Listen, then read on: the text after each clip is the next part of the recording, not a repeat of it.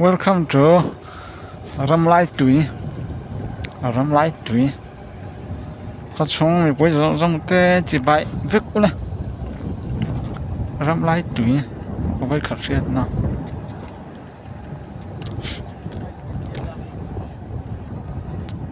Khi là bằng bắt sầu thì viết này khi anh nuông hay là việc khi làm bằng này kia. Sẽ là mấy đôi này hắn làm gì vậy?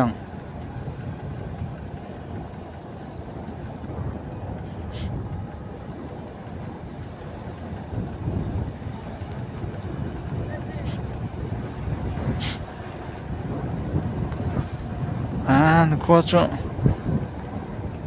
nuông hay là réo mày.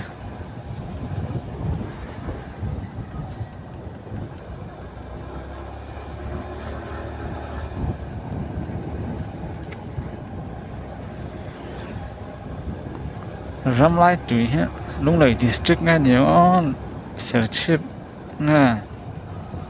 Lunglei he ni karing zong ma.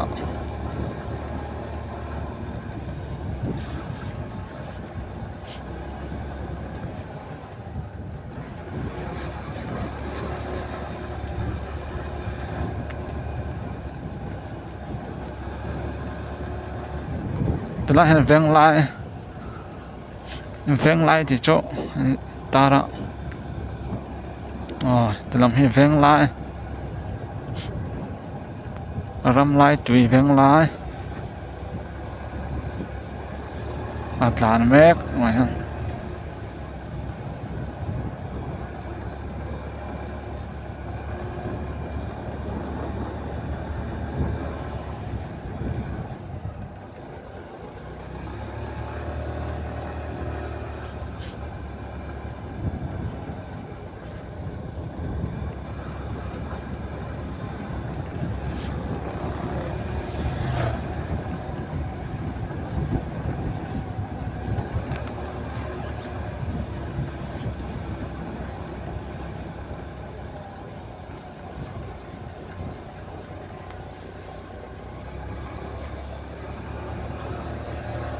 Ramlaitui vẫn liền râu về khôi này karin ai đến khâu bụi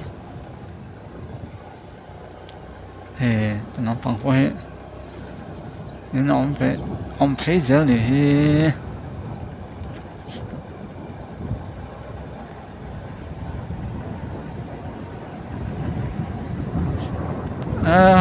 khu lại xem ông đi khu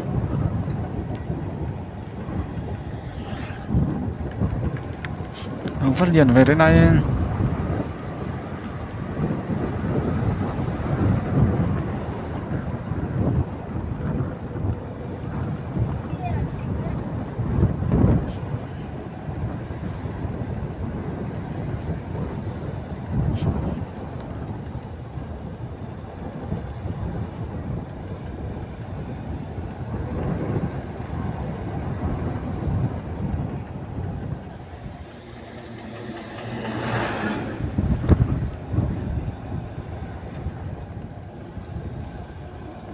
Hang lại về hang này đó bas